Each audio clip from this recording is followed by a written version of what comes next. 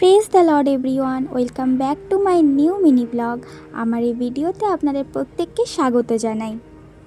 আমি বনলতা। আজ আমি আপনাদের সাথে শেয়ার করব ইকো পার্ক ভ্রমণের কিছু মুহূর্ত। তো চলুন ভিডিওটা প্রথম থেকে শুরু করা যাক।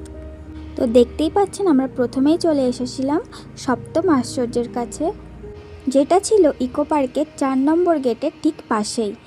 তো সেখানে কিছুক্ষণ ঘোরাফেরা করবার পর আমাদের সঙ্গে র্যাকেট নিয়ে গিয়েছিলাম। তো আমরা র্যাকেটটাই খেলতে আরম্ভ করে দিয়েছিলাম। আর র্যাকেট খেলতে এতটাই ব্যস্ত হয়ে পড়েছিলাম যে কখন 4:30 বেজে গেছে আমাদের খেয়ালই ছিল না। তো আমাদের লাঞ্চটা সেদিনকে স্কিপ হয়ে গিয়েছিল। তারপর আমরা ডিসাইড করলাম লেকের ধারে যাব।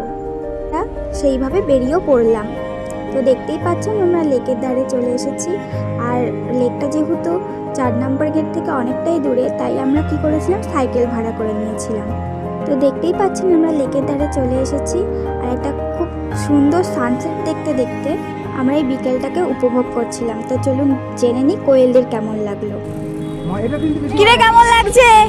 বিশাল ভয় লাগছে, কিন্তু ওর ভরসায় আমি চলে যাচ্ছি। কিরে তিয়াশা, একটা কথা বলবো, ফোনটাই সামনে রেখে। তো আপনারা জেনেই নিলেন ওদের কেমন লাগলো। এরপর আমরা সিএলজি মিনিস্ট্রির জন্য কিছু ভিডিও শ্যুট করছিলাম। তারপর সেকেন্ড টাইম সাইকেল ভাড়া করে নিলাম।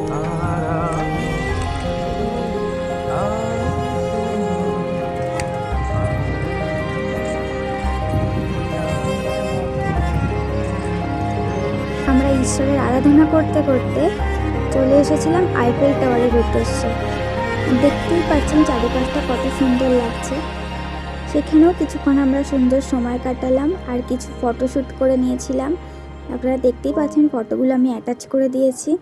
ঈশ্বরকে ধন্যবাদ জানাই এত সুন্দর একটা দিন আমাদেরকে দেওয়ার জন্য। তারপর আমরা লাঞ্চ আর ডিনার দুটোই একসাথে করে কিছু আমরা ফটো তুলে বাড়ির উদ্দেশ্যে রওনা দিলাম। প্রত্যেককে জয় যিশু।